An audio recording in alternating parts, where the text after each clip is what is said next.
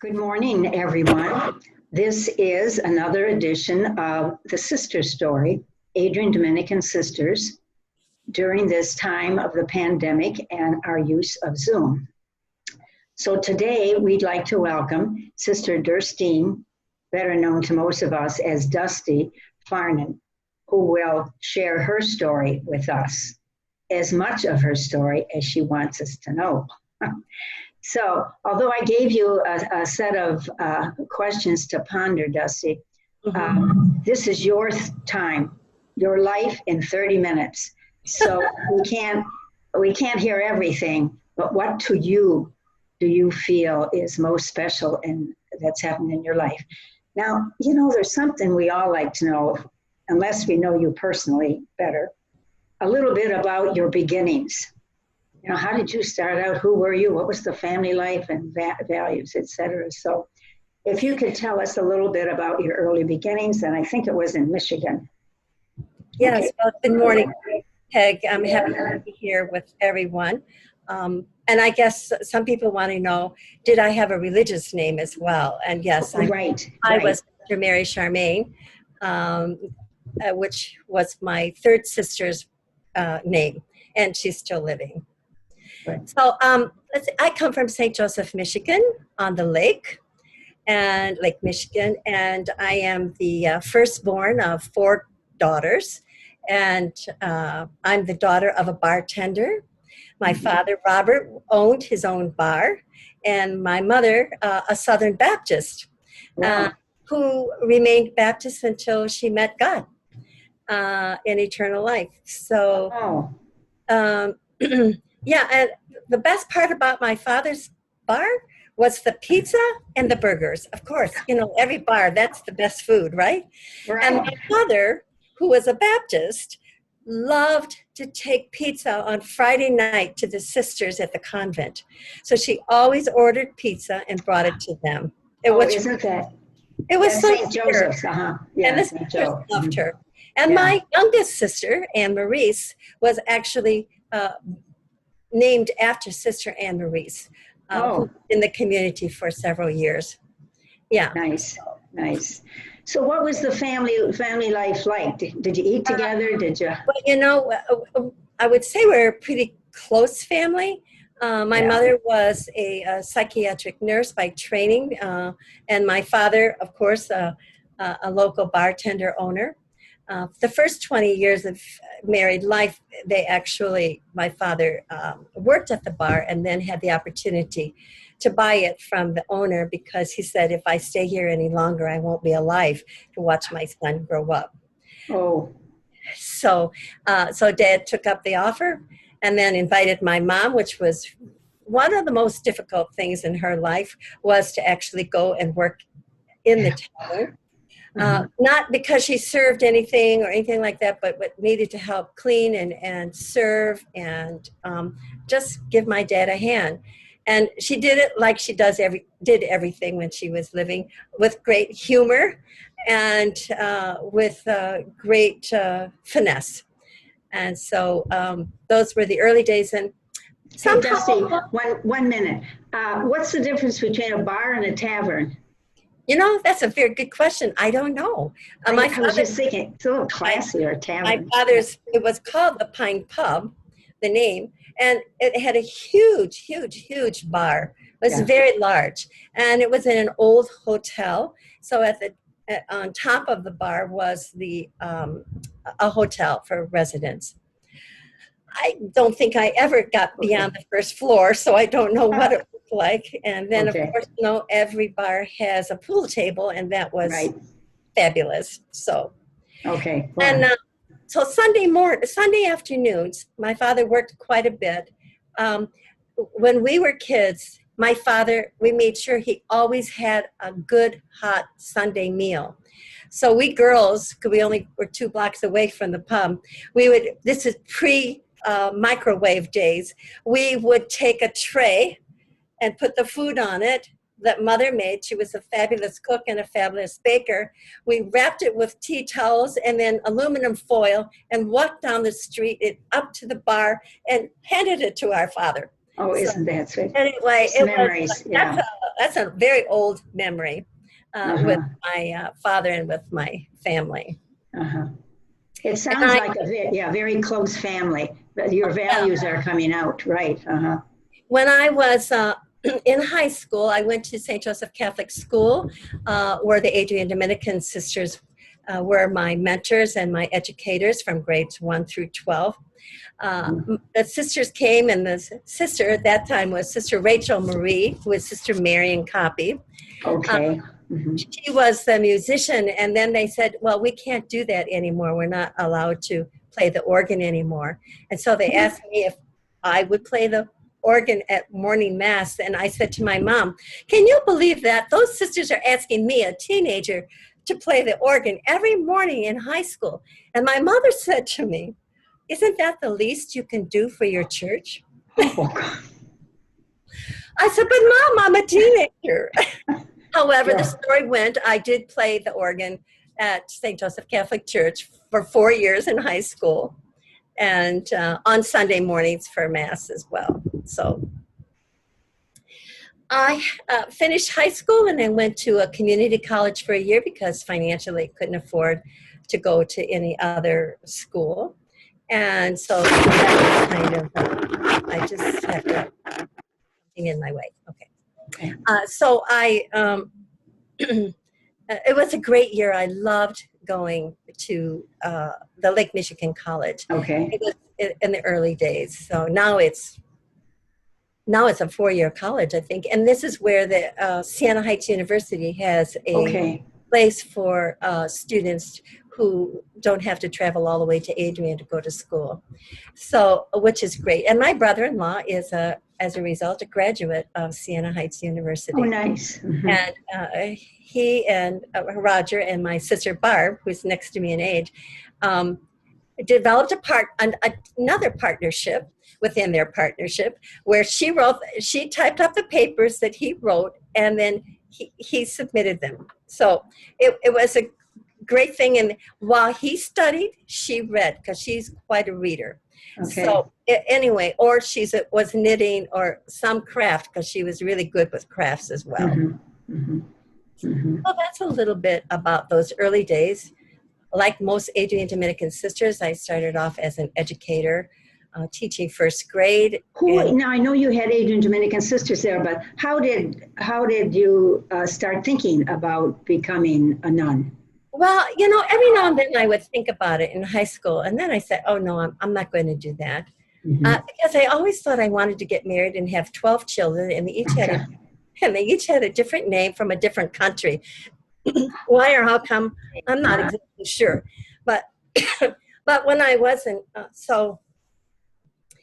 periodically, and then one of my classmates did enter the congregation after high school. I went on to college for a year.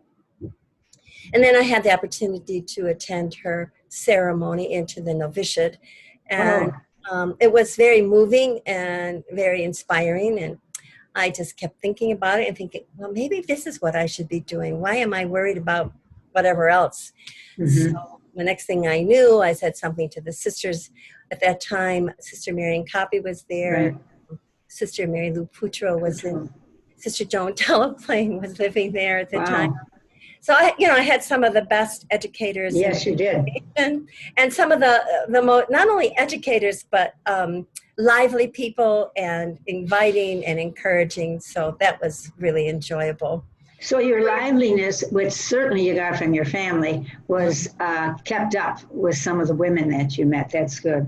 Absolutely. Absolutely. And you're as delightful like that today as you were back then. So even more so. Thanks, Peg. Okay. Yeah. So then the year later, I entered the congregation just before I turned 19. I graduated young from high school. So, and then I went on to Jackson, Michigan, which was my first mission. A lady, Queen of the Miraculous Medal. Miraculous Medal. Mm-hmm. And the Vincentians were the priests in the parish at the time. And then from there, I went to Paw Paw, Michigan, and thought I could teach junior high, why, I don't know. But and then I lived in this old farmhouse with Marion Copy and Pam Millenbeck. Oh, neat. It just so happened that my mom decided to go back to college because she wanted her church, her Baptist church was asking her to do more and more speaking engagements. So she thought she should go back to college and take a speech course, and Pam Millenbeck was in the course with her. And Oh, my. on the first night, Mom stood up, gave her talk, went back, and collapsed. And then shortly thereafter, my mother died. She was 51 years of age. How old was she? 51. Yeah, she died at a young age. And then my sister was only 8 at the time. So it was a traumatic time for the family, especially for my father, who was young. My parents never saw 25 years of marriage, which was unfortunate. However, eventually my father remarried, and was not an easy path for either of them or for us. But anyway, Anne Maurice, my youngest sister, then had a woman figure in the house trying to assist her. Right. But so anyway, after that, the congregation made a decision to send all of us who were under temporary vows to finish our college. And so I had a choice, Siena Heights or Barry. And I said, well, I might not ever travel very far, so I think I'm going to go to Barry. Smart. And one of the most enjoyable memories that I have of Barry University, in those days, we all had to have a little job. So I went and did what I did in high school, which is go and be at the soda fountain. So I was a soda. That's an interesting part to your story. There was a time when our women in formation had to get, we say, a real job. Yeah. So when you say you were a soda fountain, well, you had the bars. I was a soda fountain jerk. So I made milkshakes and hamburgers and, fast food and that kind of thing. But the good news of it helped me buy my toothpaste and deodorant and those kind of supplies. And also it gave me a little pocket money. And so I had 2 PE courses to finish. This is kind of fun. So the first semester I said, well, I know how to slalom. I know how to drop a ski, but I didn't know how to come out on one ski. So that was one course. That was the second semester. The first semester I said, wow, I have a chance to learn how to sail a boat. So I learned sailing when I was at at Barry. And then the next semester I would invite sisters and say, I've saved up this $26. That's what it costs to rent a sailboat for the day. Anybody come with me? So that's what we did. They did. They trusted you. Yeah. So actually, that was a lot of fun, and I really enjoyed sailing. I've only done it a few times since then, unfortunately. So you're very adventurous. Yeah. I know there's a lot more in your story there in your ministries. Can you think of one ministry that you've had? And I know you've been into peace and justice, and I'm curious to know how you got into that. But there's been many times that your ministries have been very transformative and inspirational, I'm sure. So if you could kind of embellish a couple of those. Well, I want to share with you, prior to coming to the United Nations here in October, I was working with the School Sisters of St. Francis and the Sisters of St. Francis of Assisi in Milwaukee, Wisconsin. Right. And at that time, it was really, we were very concerned about DACA, the Deferred Action for Childhood Arrival in the United States. And so with the blessing of the leadership team and others, we started a coalition of others who were interested in how do we help our young DACA people? Because, at that time, and now as of today, the rules are going to change. DACA recipients could apply every 2 years so that they could stay in the U.S. And it costs $500 for them to make that application. Mm-hmm. So what I did was find young DACA people to come and talk to the sisters. This was so informing. The sisters actually met young adults, why they wanted this DACA, what it meant for them families, and how it changed the lives of their families. Because, you know, DACA recipients then were not only able to go to college, they were able to get a job without any Right. repercussions, and they were able to drive. And so, with a legal license. And so this was really exciting.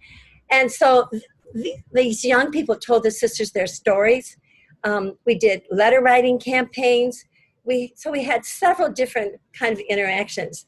And then I said, okay, how can we really help our young DACA people in addition to this writing letters? So with a coalition of about 15 other congregations and willing citizens, we developed a project, and it was a DACA concert. And we send out invitations everywhere. And we have this most fantastic group of young people under the leadership of one of the young women in Milwaukee, who is an incredible musician herself.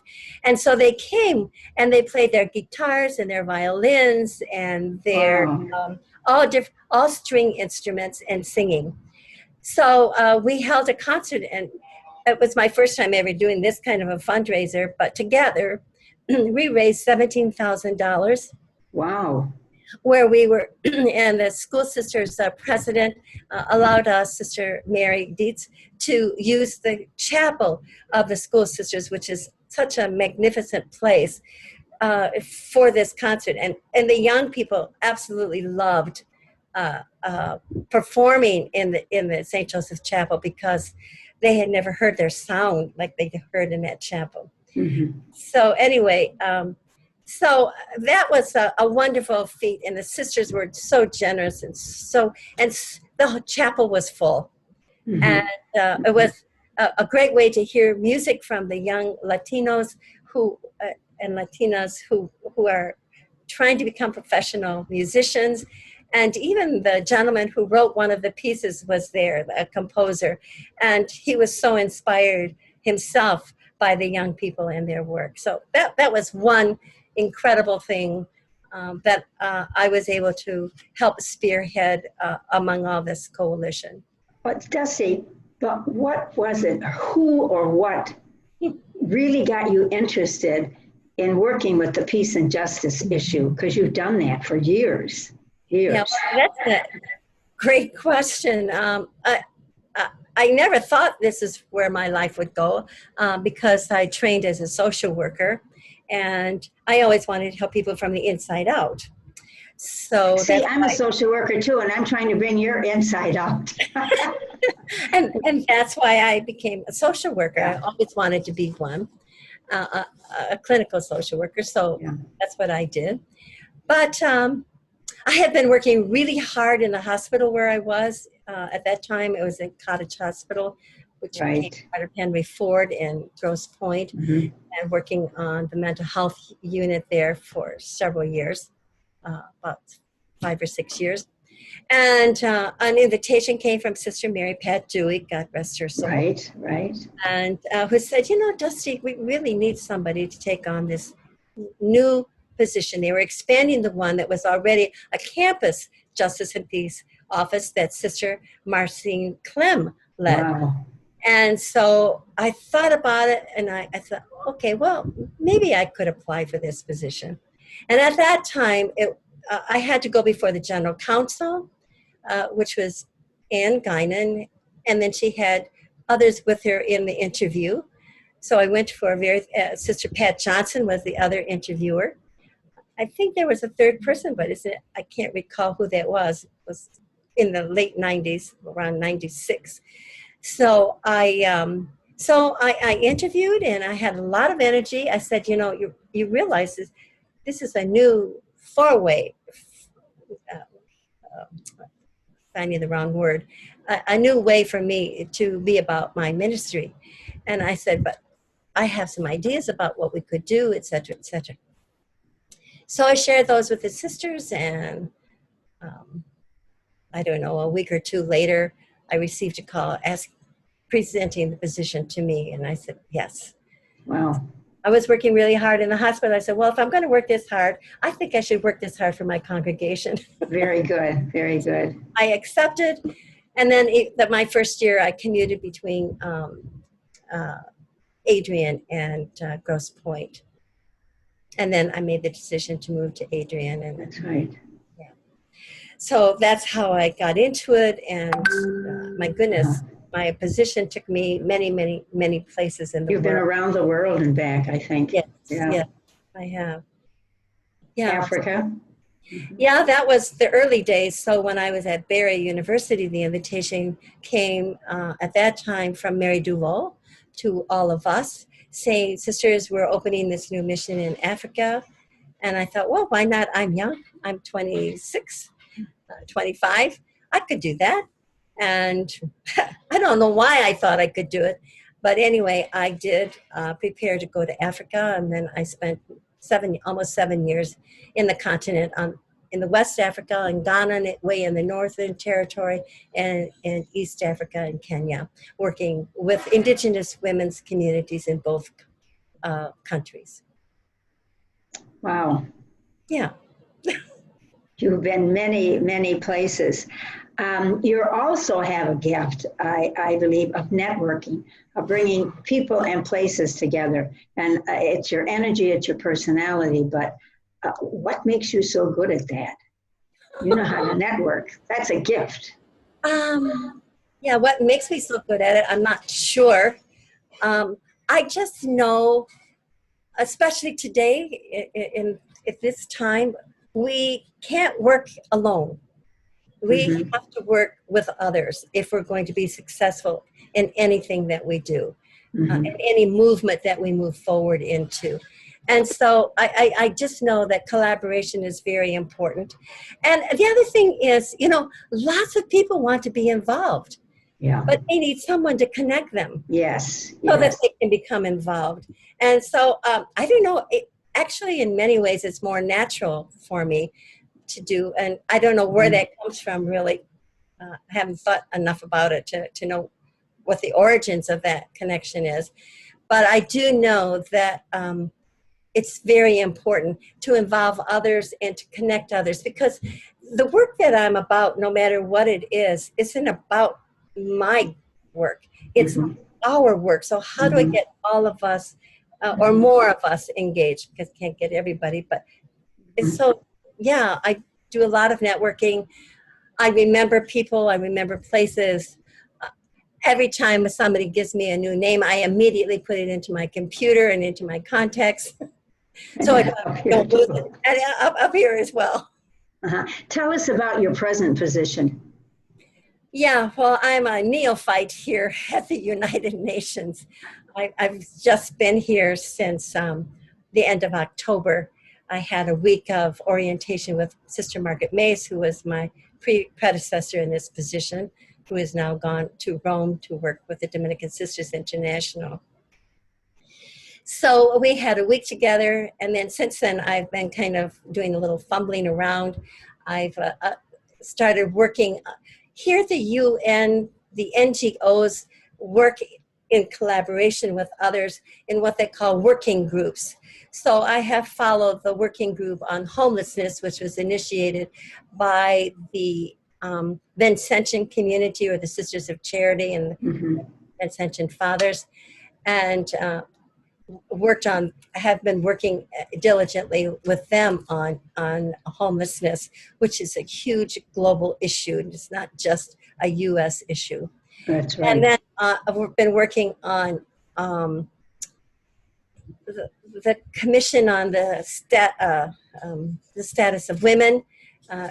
This fall, I was working with many of our Dominican women across the world, and I had 10 sisters coming in March for the Commission on the Status of Women.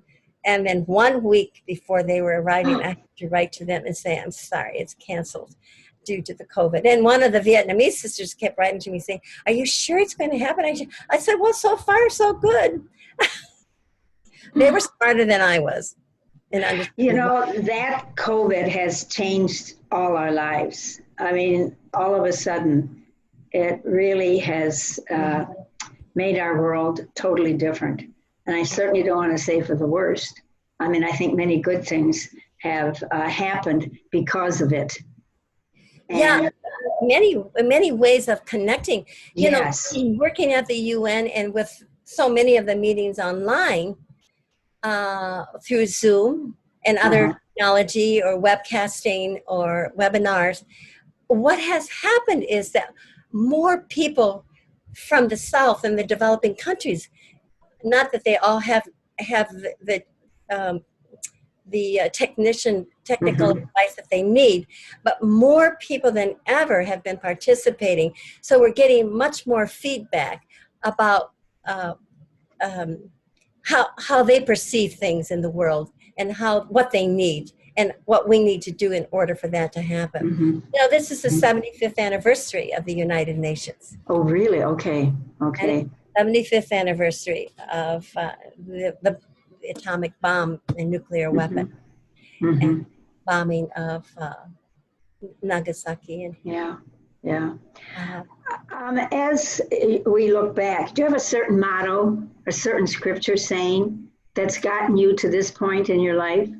Yes, and I brought my Bible just to make sure that I have two of them, but I'll read you the first one.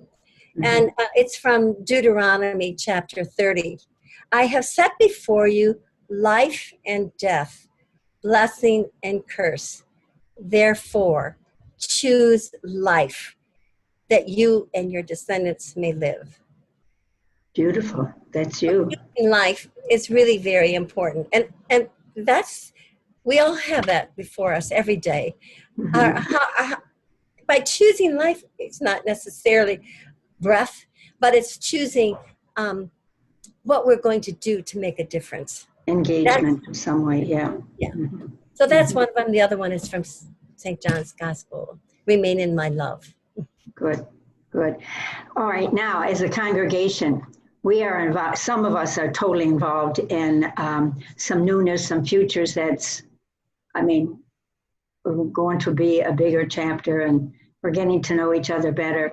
Every time I hear that, we're doing this so we can know each other better. I don't know what it's going to look like when we know each other better, but we certainly are attempting. So how do you respond to this experience in our life at this time?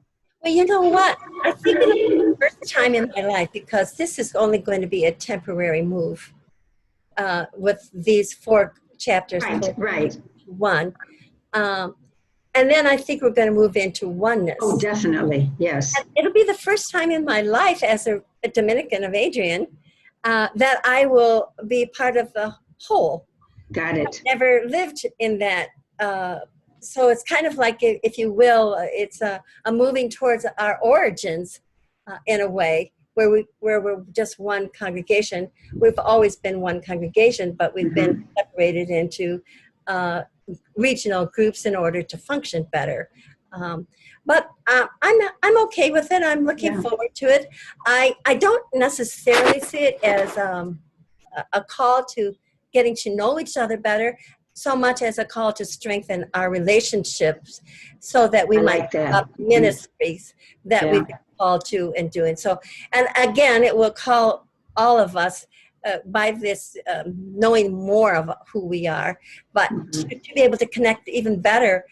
I just was on the ADS Justice Promoters meeting this last few days, and as a result, I was talking to them. Another area that I'm working on is the indigenous peoples, especially in the Amazon, and how I wanted to connect more of our Dominicans in the United States with the indigenous people here at the UN. And it's fabulous. So Marilyn Winter was on, so she gave them leads. So now I have something else to follow up on. So it's that kind of a thing, you know, that kind of connecting. So that there are benefits, of course, to becoming closer to each other. Right.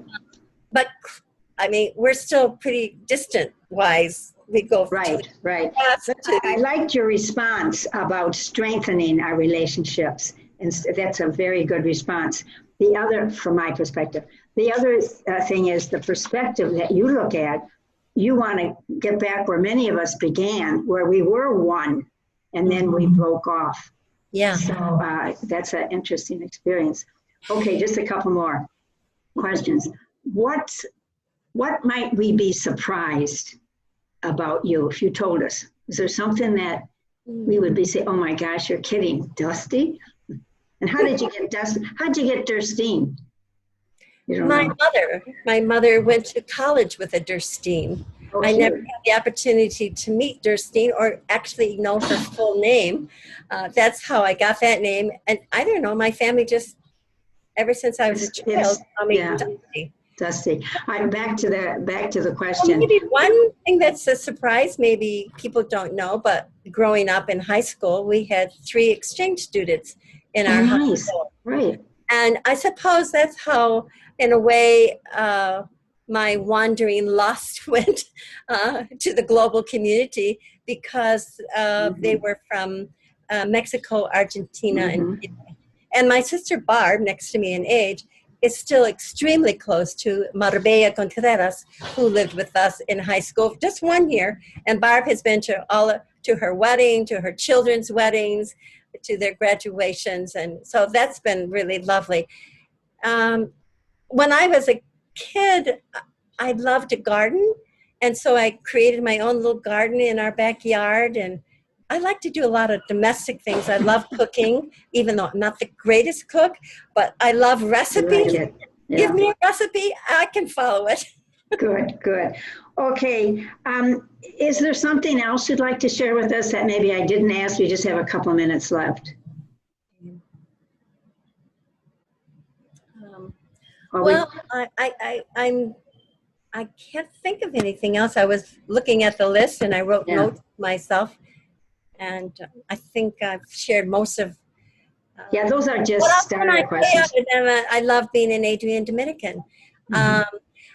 I was vocation director for 7 years for the congregation, and it gave me a new perspective on how to present ourselves. And in a way, I think what it did is strengthen my vocation as a Dominican. I think there's no doubt about, in light of what we're experiencing here in the United States at this time, that we need definitely the search for truth. And if there's anything about our model of veritas as Dominicans, this is something that we can do. It doesn't mean we know the whole truth of anything, but we are constantly in search of the truth. And I think that is one of the things why the world needs Dominicans today. Very good. I would invite any young woman who's trying to decide, where does she want to go? What is she going to do with her talents?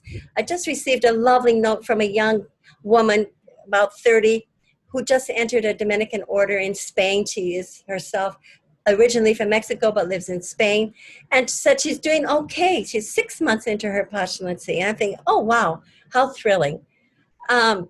And so, Monica, I want to pray for her and pray for all young women who are discerning. There's nothing better than being a part of a women's congregation than what we have. So I guess that would be one thing I would want to leave as an invitation. This is not just about me. It's about inviting us. And rest assured, I'll send this on to Terry Ann and Mary Ann if they need some material to get vocation. So as we bring this to a close, Durstyne, formerly Sister Charmaine, thank you ever so much for your time, and know that we continue to pray for you and your ministry there at United Nations, and that we continue to pray for each other, for our congregation, for our country, for our world.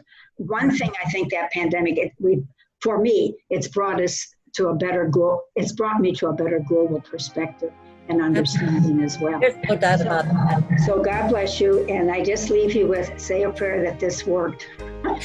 Okay. Yeah. All right. All right, God bless. Thanks so much, Peg. It was a great honor.